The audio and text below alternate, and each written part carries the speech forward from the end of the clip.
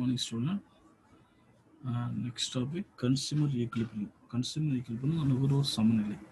Okay, the state of the balance obtained obtained by hand the end user of the products that refers to the number of goods and services they can buy, given that the extension the level of the income and their prevailing the level of cost of price. Okay. இது பொதுவாக பார்த்தீங்கன்னா என்ன சொல்லணும்னா, இது இடம் இது consumer equal என்ன சொல்லலாம். ஏற்கனவே பார்த்தீங்கன்னா இது கன்சியூமர் ஈக்குவல் என்னன்னா ரெண்டே கான்செப்ட் தான். என்னென்னு பார்த்தீங்கன்னா இதில் வந்து பார்த்தா ஸ்பெசிஃபிக்காக பார்த்தீங்கன்னா இண்டிஃபரண்ட் கர்வ் ஆர் ப்ரைஸ் கோட். இண்டிபெண்ட் கர்வ் இண்டிவிஜுவலாகவும் ப்ரைஸ் கோடு இண்டிவிஜுவலாக தனியாக அது விலை என்னது சமநோக்கு வலைக்கோட்டையும் விலைக்கோட்டையும் தனித்தனியாக தான் எப்பவுமே நம்ம பார்த்தோம். அது எவ்வளோ இண்டிவிஜுவலாக தான் பார்க்க முடியும். ஆனால் கன்சியூமர் ஈக்குவல் ரெண்டுமே இது இண்டிஃபரன்ஸ் கர்வ் வந்து ப்ரைஸ் கோட்டும் ப்ரைஸ்லேருந்து ரெண்டும் ஒன்றா பார்க்கறது தான் கன்சியூமர் ஈக்குவல். சரியா? இதில் என்னன்னு பார்த்தோன்னா சமநோக்கு விலைக்கோட்டு உள்ளது உள்ள XY அச்சுகளும் இதில் வந்து ஒரே மாதிரி தான் இருக்கும். இதில் டிஃப்ரெண்ட் கர் XY எதுவும் இதே சேம் தான் இருக்கும். இதே டயக்ராமும் அதெல்லாம் ஒரே ஈவனாக தான் இருக்கும். ஏன்னு கேட்டால் பொதுவாக பார்த்தோம்னா இந்த இதில் எதுவும் பார்த்தா கன்சியூமர் ஈக்குவல் கன்சியூமர் பார்த்தீங்கன்னா கன்சியூமர் OXல வந்து என்னது OXல வந்து குட்ஸும் குட்ஸ் எக்ஸ், OYல குட்ஸ் ஒய். இதே ஒரே கமாண்டிட்டி தான் XY கமாண்டிட்டி தான் இதில் பார்க்கணும். அதே மாதிரி தான் அதுலேயும் குட்ஸ் ஒய் அந்த எக்ஸ் ஒரே பொருள் வந்து ரெண்டு இதில் பார்க்கணும். எப்படி சமநிலை எடுத்து இது லைன் தான் இது வந்து இருக்குன்னா இது மாதிரி 1/1 ஆகுது. அது IC1னா இண்டிஃபரண்ட் கர்வ், இண்டிஃபரண்ட் 2, இண்டிஃபரண்ட் கர்வ் 3, இண்டிஃபரண்ட் கர்வ் 4, இண்டிஃபரண்ட் 5. சரியா? அந்த கோட்லாம் அந்த இண்டிஃபரண்ட் கர்வ். இது வந்து ஒய் இது இருக்குல்ல, இது ஒரு ஒய் டு ஒய்யும் எக்ஸையும் கனெக்ட் பண்ணுற கோடு ப்ரைஸ் லைன். சரி, இது ஃபுல்லாக ரிமூவ் பண்ணிட்டு இது மட்டும் இந்த டயக்ராம் மட்டும் தான் ப்ரைஸ் லைன். இந்த கர்வ் ஃபுல்லாக IC1, IC3, IC4 இண்டிஃபரண்ட் கர்வ். சரியா? OX வந்து என்ன பார்த்தோன்னா இண்டிஃபரண்ட் கர்வ் எந்த நிலையில் வந்து மனிதர்கள் அடைகிறாங்க. இப்போ பார்த்தீங்கன்னா OC1 இண்டிஃபரண்ட் கர்வ் வந்து 1ல பார்க்குறாங்க. அதில் வந்து R பாயிண்ட் ஜாயின் ஆகுது. அது வந்து செகண்ட் ஐசி கர்வ் செகண்டில் பார்க்குறாங்க எஸ்ன்ற பாயிண்ட். தேர்ட் வந்து IC3. சரி, இது மேலே IC4 போட்டால் கனெக்டட் ஆக மாட்டேன். அப்போ ப்ரைஸ் லைன் வந்து ப்ரைஸில் வந்து அந்த டச் ஆகலை. அப்போ அவுட்டரில் போகுது. அப்போ என்ன வந்து இந்த லைட் மாதிரி தான் நுகர்வு வந்து சமநிலை அடைகிறாங்க. எங்கே இந்த ஃபுட்ஸ் வந்து எம்ஓ அளவும் என்னாலும் சமநிலை பெறுற ஒரு இடம் தான் என்னது இந்த நிலை பார்க்கணும். ரெண்டு கோடும் எது குட்ஸ் ஒய்யும் குட்ஸு எக்ஸும் அதாவது சமநிலை பெறுறது எந்த மிட் பாயிண்ட்ல பார்த்தீங்கன்னா சமநிலை ஆகுன்றபோது ப்ரைஸ்லையும் இண்டிஃபரண்ட் ஒன்று வெட்டி கொள்கிற இடம் தான் என்ன சொல்றது, அதுதான் டச் ஆகுது. என்னது நுகர்வோர் சமநிலை ஈக்குலிபிரியம். நுகர்வோர் சமநிலை கன்சியூமர் ஈக்குலிபிரியம் சொல்கிறாங்க. அப்போ என்னன்னு பார்த்தீங்கன்னா Q1 பாயிண்ட் தான் சமநிலை ஆகுது. சரி, எந்த பாயிண்ட் இதில் பார்த்தா IC5ல வந்து எதுவும் IC3 IC3 இண்டிஃபரண்ட் கர்வ் வந்து என்னது சமநோக்கு வளைகோடு வந்து 3வது வளைகோடு என்னது Q1 புள்ளியில டச் ஆகுது. அப்போ அந்த நேரத்தில் நுகர்வு வந்து சமநிலை அடைகிறாங்க. அதுதான் வந்து இப்போ இந்த வரைபடத்தில் பார்த்தோன்னா வரைபடத்தில் IC1, IC2 ஆகிய நுகர்வோரும் சாதாரண விருப்பங்களையும் காட்டுகின்றது. இதில் வந்து AB என்ற விலைக்கோடும் ஏபி எங்கேங்கிறது ஏபி என்ற விலைக்கோடு வந்து பொதுவாக பார்த்தீங்கன்னா ஏபின்றதோட இப்படி கூட சொல்லலாம் MYX ஏபி, இல்லைன்னா நம்ம ஏதோ ஒரு நேம் கூட வச்சுக்கலாம் CDC. என்னது இது வந்து ஏபின்றது RSQTH நம்ம வச்சுக்கலாம். RSQTH சரியா என்ற புள்ளியில் நுகர்வு பொருட்கள் வாங்கும் போதுமான ஒரு வகை உள்ளது. எப்படி RXல வந்து RXQTH இது ஃபுல்லாகவே நுகர்வோர் வந்து வாங்கிட்டு சமநிலை கொடுக்குறாங்க பொதுவாகவே. சரி, ஆறுன்ற பாயிண்ட்லையும் வாங்குறாங்க. Q1 பாயிண்ட் எங்கே நாங்கள் ஐசி கோடும் கனெக்ட் ஆகுது. எஸ்ன்றதுல 10 புள்ளி மீட் பண்ணுறது IC2 மீட் ஆகுது. Q1 புள்ளியில் பார்த்து IC3 மீட் ஆகுது. சரி, அதுதான் இந்த லைனில் சமநிலை நுகர்வு வந்து பொருட்கள் வாங்க போதுமான வருவாய் உள்ளது. அது மட்டும் இல்லாமல் IC4 பகுதியை அவரால் வாங்க போதிய வருமானம் இல்லை. இது வரைக்கும் அவங்க செலவு பண்ண IC4 போக என்னது இன்க்ரீஸ் ஆகுது. இன்க்ரீஸ் ஆன பொருட்கள் எண்ணிக்கை அதிகரிக்கும். போதுமான அளவுகள் இதில் வாங்க இல்லை. அதுக்காக இந்த IC1, IC3 வளைகோடு தான் வந்து நான் வளைகோடு உச்சநிலை முன்னேறுவது தருவது. இந்த E என்ற புள்ளின்னா இந்த Q என்ற புள்ளி தான் பொருட்கள் வாங்கவும் விரும்புகின்றன. Q என்ற புள்ளி தான் பொருட்கள் வாங்க அவங்க விரும்புகின்றன. அது மட்டும் இல்லாத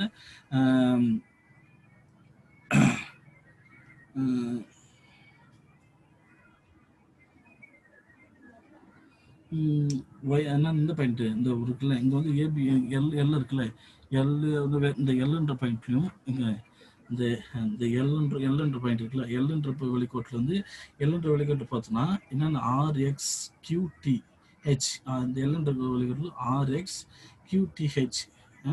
சரி, புள்ளி என்ன விரும்ப மாட்டாங்க. ஏங்கன்னா எப்பயுமே பொதுவாக பார்த்தோன்னா எல்லா புள்ளியும் மீட் பண்ணுறது. ஆனால் இந்த இதில் பார்த்தோன்னா எஸ் அண்டு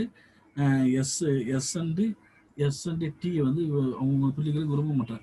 ஏன்னா முழுவதும் பணம் செலவாகி அவர்கள் குறைந்த மனநிலை தருது. என்ன செய்யணும், ரொம்ப லோ மனநிலை தருது. என்ன விஷயம், அதிகமாக முழுவதும் பணம் செலவு பண்ணாலும் சாட்டிஸ்ஃபேக்ஷன் ஆகுது, லோவாகுது. ஆனால் ரெண்டும் சமநிலையாக இருக்குது. இது பாதியாக இருக்குன்ற புள்ளி எதுன்னு பார்த்தீங்கன்னா கியூன்ற புள்ளி தான் அவங்க வந்து போதுமான மனநிலை இருக்குது. இதனால நுகர்வோர் இந்த கன்சியூமர் ஈக்குவலிபிரியம் சமநிலையை பெறுறாங்க. சரியா? Next consumer surplus.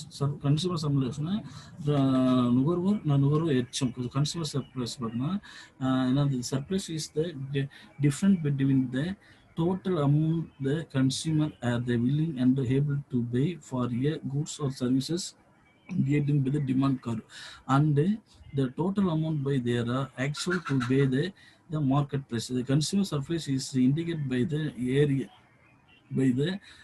area under the demand curve and above the prices. இது பார்த்தீங்கன்னா இங்கே வந்து கன்சியூமர் சர்ப்ளஸ் வருதுன்னா இது பார்த்தீங்கன்னா ஏபிசி இதான் கன்சியூமர் சர்ப்ளஸ். சரி, டிமாண்ட் கன்சியூமர் சர்ப்ளஸ் அது எந்த வருதுன்னா ஏபிசி என்ற ஒரு மிட் பாயிண்ட் தான். சரியா? இது வந்து பொதுவாக பார்த்தீங்கன்னா இது குறைந்த பயன்படுத்தி ஆய்வொட்டி அமைக்கிறது. இது வந்து நுகர்வோர் உபரியை கூட சொல்லலாம். இது முதல்ல யாருக்கு வரும்னா ஆல்பர்ட் மார்ஷல் தான் முழு வடிவம் கொடுத்தா. யாருக்கு? Consumer surplus. சரி, ஒரு பொருளில் ஒரு பொருளை எப்பவுமே ஒரு பொருள் இல்லாமல் காட்டுறது போவதாலும் என்ன சொல்லலாம், எப்பவுமே ஒருத்தர் ஒரு பொருளே இல்லாமல் இருக்கலாம். ஆனால் அது வாங்குவதற்கு எவ்வளோ காசு வந்து என்னது, எவ்வளோ விலை மிகுதியாக தருகிறாரோ அது என்னது, அதற்கு தான் அவர் உண்மை எவ்வளோ தருகிறாரோ அதற்கும் உண்மை ப்ரைஸுக்கும் எவ்வளோ வருது. சப்போஸ் பாரு, இப்போ ஒரு பொருள் 40 ரூபா ஒரு பொருள்னா சப்போஸ் அவர் 60 ரூபா இருந்தாலும் கொடுக்க மனம் இல்லைன்னா அப்போ என்னது கன்சியூமர் சர்ப்ரைஸ். அந்த இடம் தான் என்னது 40 ரூபா வந்து 60 ரூபா, அப்போ 20 ரூபா வந்து என்னது நுகர்வோர் எச்சம், அது எக்ஸஸாக கொடுக்க வேண்டிய அளவு இருக்குது. அதை தான் சொல்ல எவ்வளோ வந்து என்ன சொல்லலாம், அவர் எவ்வளோ உண்மையில் கொடுக்கின்ற விலைக்கும் வேறுபன்ற உபரி மனநிலைக்கும் காட்டுகிறது. இது வந்து நுகர்வோர் எச்சம் என்று சொல்லலாம். சரியா? நுகர்வோர் பார்த்தீங்கன்னா பொதுவாக பார்த்தீங்கன்னா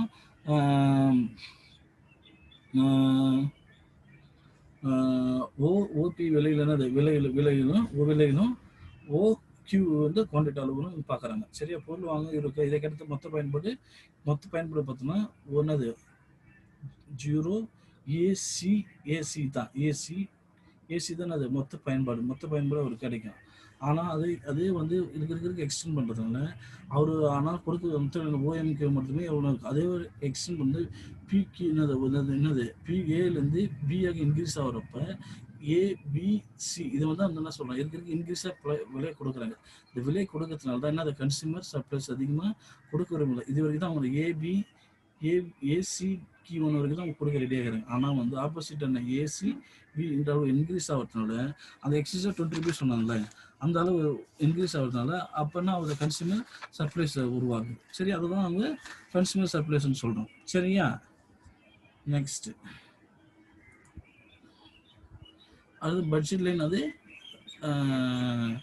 அது சேஞ்சிங் ப்ரைஸ் லைன் சொல்லலாம், விலைக்கோடுன்னு சொல்லலாம், இல்லைன்னா விலைக்கோடுன்னு கூட சொல்லலாம். ப்ரைஸ் லைன் கூட சொல்லலாம், பட்ஜெட் லைன் சொல்லலாம். இது budget line is the strength line that sloping downward under conscious of all the possible combination of the two goods which a consumer can buy at given the market price by allocating all his or her incomes, and the entirely different concept from that of an indifferent curve through the both are essential for the consumer equilibrium. இந்த budget line பார்த்தீங்கன்னா பொதுவாக பார்த்தீங்கன்னா ஒரு 0 increase ஆகிறப்ப என்னது gel plans வந்து dot plans. சரியா?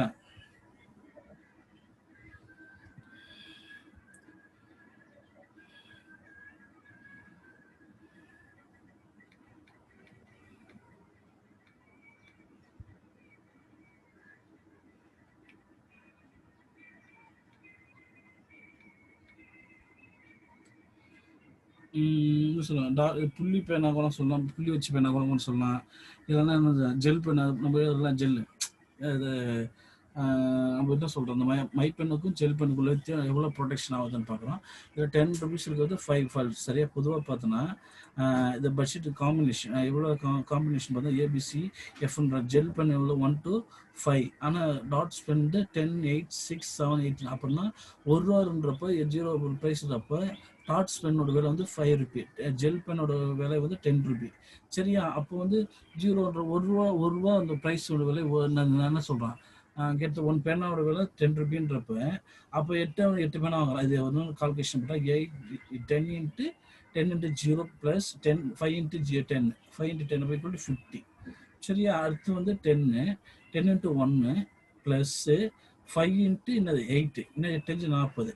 இதுதான் sir 8 40, ஒரு 10 அப்போ 50 தான். அப்போ எல்லா ஈவனையும் பண்ணுறப்போ எல்லாம் ஈவனாக தான் வருது ப்ரைஸ் லைனில்.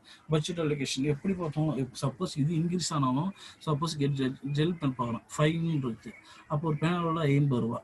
அப்போ சப்போஸ் டாட் பேனோட விலை 0 அப்படின்னா ஓகே. இது வந்து இது மேக்ஸிமம் வந்து இன்க்ரீஸ் டிகிரிஸ் அதிகமாகுது. இது மேக்ஸிமம் வந்து டிகிரிஸ் ஆகிறப்போ 0 ஆகுது. இது மேக்ஸிமம் வந்து குறையிறப்போ 5 என்னது இருக்கிறதுக்கு வேல்யூ ஆகுது. அதுதான் இதை சொல்கிறாங்க. சரியா? இதுதான் வந்து பட்ஜெட் லைன் சொல்கிறாங்க.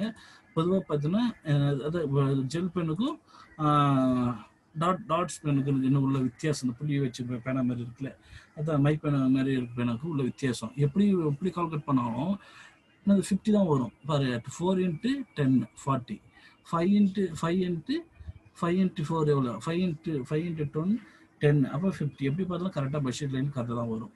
சரி, அதை தான் சொல்கிறாங்க.